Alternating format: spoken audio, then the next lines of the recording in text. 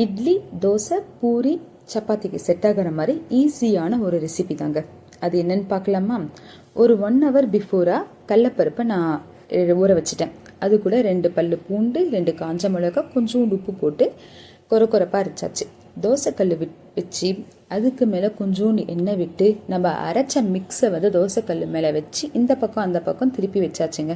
இது தனியாக எடுத்துட்டு குக்கர் வச்சு குக்கரில் ஒரு ஸ்பூன் எண்ணெய் விட்டு அதில் நம்மளுடைய வாசனைக்காக ஒரு சில ஐட்டம்ஸ் ஆட் பண்ணுவோம். என்னது? கிராம்பு, பட்டை, ஏலக்காய், கொஞ்சோண்டு சோம்பு நம்ம போட்டு நல்லா பொரிஞ்ச உடனே ஒரு பச்சை மிளகாய் கீரி கட் பண்ணி வச்சுருக்கேன். அந்த பச்சை மிளகாவையும் ஆட் பண்ணியாச்சுங்க. நெக்ஸ்ட்டு இதில் ஒரு பெரிய சைஸ் வெங்காயம் போட்டு நல்லா வதக்குறேன். கோல்டன் ப்ரௌன் ஆன உடனே நான் தக்காளி, எனக்கு பிரேக்ஃபாஸ்ட்டுக்கு மட்டும்ன்றதுனால நான் ஒரு 3 தக்காளி ஆட் பண்ணியிருக்கேன். தக்காளி நல்லா ஃப்ரை ஆன பின்னாடி நான் கரம் மசாலா, தனியாத்தூள், மிளகாத்தூள், கொஞ்சோண்டு மஞ்சள் தூள் இது எல்லாமே ரெடியாக இருக்குது. அதை நான் போட்டு நல்லா பச்சை வாசனை போகிற அளவுக்கு நான் வறுத்துட்டேன்.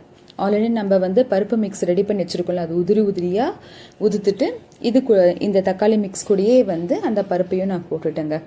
அவ்வளோதான். நல்லா கிளறி விட்டுட்டு தேவையான அளவு உப்பு போட்டு கொஞ்சம் நம்மளுக்கு எவ்வளோ தண்ணி வேணுமோ தண்ணியும் போட்டு கொஞ்சம் புதினா தலையையும் நம்ம தூவிட்டு குக்கரில் ஒரு 2 விசில் நம்ம வச்சுட்டோம்னா போதுங்க நம்மளுக்கு. அதுக்கப்புறம் குக்கரை ஓப்பன் பண்ணி கொஞ்சம் மல்லித்தலையை தூவி நம்மளுக்கு ரெடி ஆயிடுச்சு நம்மளுடைய வடகறி. ரொம்ப நல்லா சூடாக சர்வ் பண்ணலாம்.